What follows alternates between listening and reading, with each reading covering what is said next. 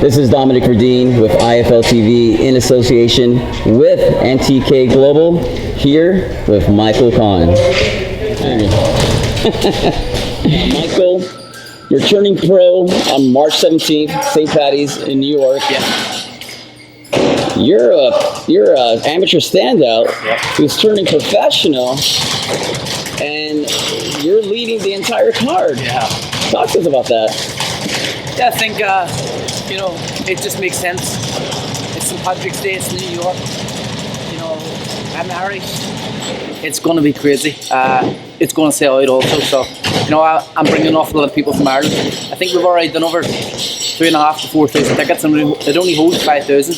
And I think most of them are from Ireland. So, I feel that I think it just makes sense. And I don't think it would have happened with any other promoters than Top Rank. So I got to thank my team, and Top Rank for giving me this opportunity. It's amazing that you are the main event. Talk to us about getting signed with an American promoter, Top Rank. I think I had a lot of offers on the table, and I had a lot of options. I could have went anywhere. I could have stayed home in the UK, made a lot of money, and been comfortable.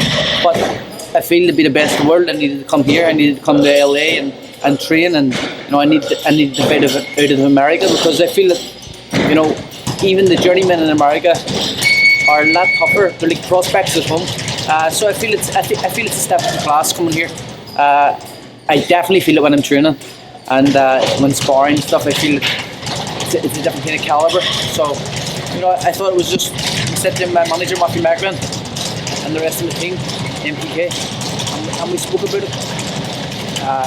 And we thought that this was the best option for me, and we made the decision. We spoke with Top Rank, they came with the best deal, and it was an easy option. Talk to us about that controversial loss against that Russian fighter during the Olympics. Things happen. It's boxing. It wouldn't be the first time it happened to me, and I'm sure as hell it won't be the last. It's happened to any boxer, amateur boxer. It was this time. It was done. It has happened to me a few times in my career. I've only had 14 losses in the amateurs, so the times that happened to me, I didn't do nothing. It happened on the biggest stage in the world, in front of the biggest amateur boxing audience in the world, and it took away my dream of being an Olympic champion. It's the only reason I stayed an extra 4 years after London 2012 when I got bronze. So I felt I just needed to do something and stand up for every single boxer who's going to follow in my footsteps and want to be an Olympic champion. So their dreams aren't ruined, and hopefully I've done something that can change for the future. You haven't had your first fight as a professional. However, you are already a born star. You think you would have been a bigger star had you won the Olympic gold, or is it because you flipped off the judges? I definitely think that it has played a part. Media ways, the much media attention I've got after doing this, I don't think I would have got it. I think I would have got an awful lot still if I had won the gold, but I don't think I would have had as much attention as what I've got now. What went through your mind when you flipped off the judges? It was just natural. Just a reaction. It was just reaction. My first thought was to attack one of them, but I can't do that. It's illegal. So yeah, of course. Smart man. And boxing teaches you to be disciplined, so it got to that point where I didn't want to be disciplined, and I couldn't go too far. So I just had to tell them go fuck themselves, and that's as simple as that. So pardon my French, what I'm saying, but that's as simple as what it was. They stole a dream which I've had since I was a kid, since I started watching boxing. I watched the 2000 and 2004 Olympics, watched Conlan and stuff. Yes. And that's what made me want to be a boxer. Well, I was already boxing, but it made me want to be an Olympic level boxer. And then in 2012 when I won the bronze, I could have went pro then. I could have easily went pro then, but I felt that staying the next 4 years and I'd be a search for gold, which I was favourite for gold, and what happened, and I was heartbroken. We have so many Irish fighters coming out here to America. We have another fighter here by the name of Jason Quigley. He is a middleweight prospect, or perhaps a middleweight contender. He's going to be fighting Glenn Tapia on March 23rd. What do you think of Jason as a fighter? Yeah, I've been on the same amateur team for Jason for many, many years. I think he's a fantastic fighter, very, very skilled, very precise in his work. So, Jason can go all the way. He's been managed right, and his opponents have been picked right to this point. The perfect matchmaking for him, and I feel he's in a good position now. I think if he beats Glenn Tapia, who can he fight next? Can he fight Mu or Stevenson, or can he fight Hassan Nadan? I don't know, but I think one of them names will have to be next for him, and I think in the next year, maybe this time next year, he could be fighting for a title. Even possibly the end of this year, right. If it's right, if he gets the right fights until then, he could be in the position to fight for titles. For some of the American fight fans that don't know who Michael Conlan is, walk us through your style. I think I'm a box fighter. I'm a slick fighter who can switch hit. I've been switch hitting all my career, so it's just natural to me. And I can box in the front foot, I can box the back foot. I can pretty much do anything, I feel, and that's not being cocky. That's just my style. Right. I can fight any way I want.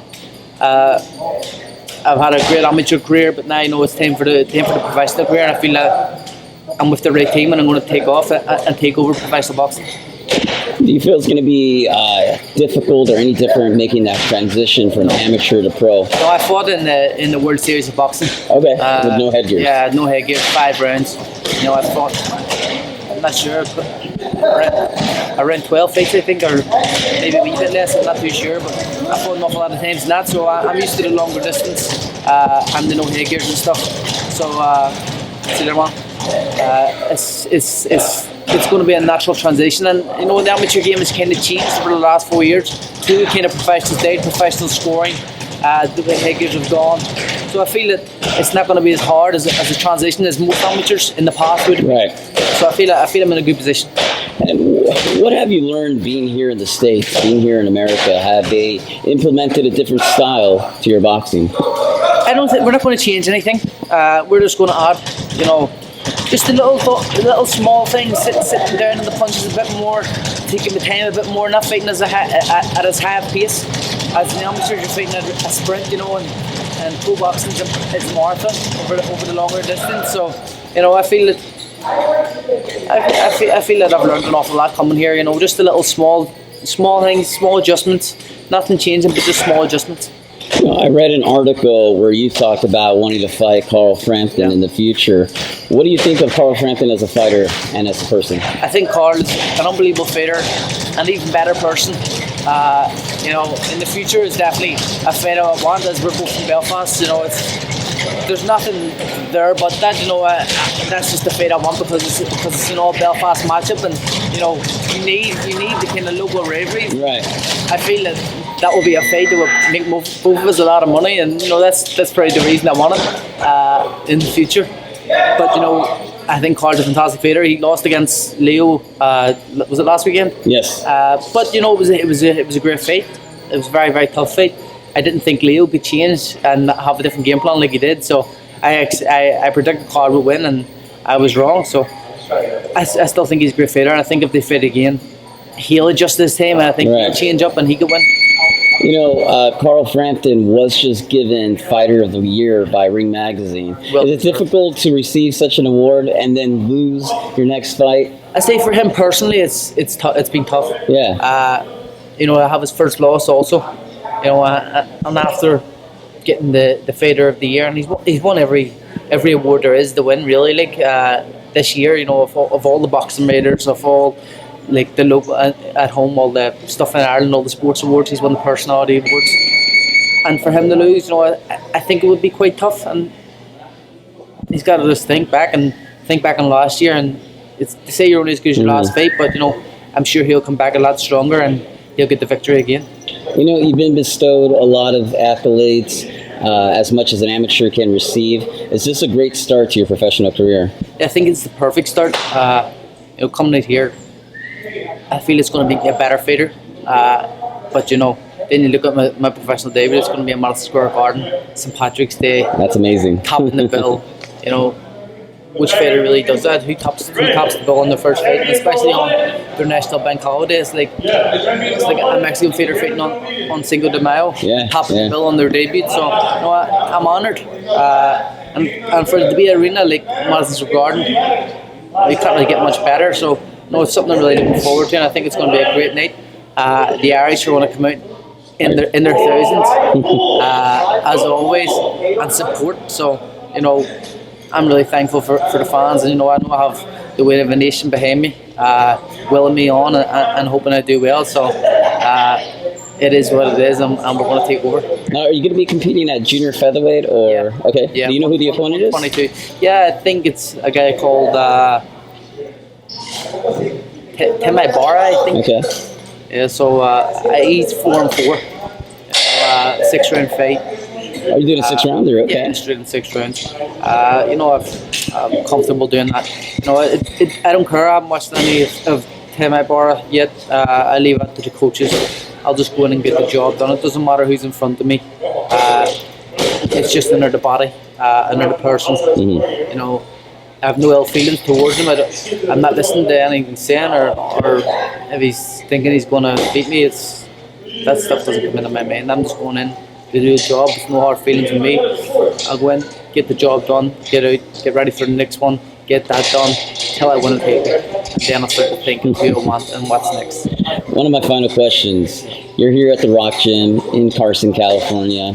You have fighters such as Jesse Magdaleno, who's the WBO junior featherweight, or you can say super bantamweight champion. Then you also have Oscar Valdez, who's the WBO featherweight champion. How much have you learned from those guys?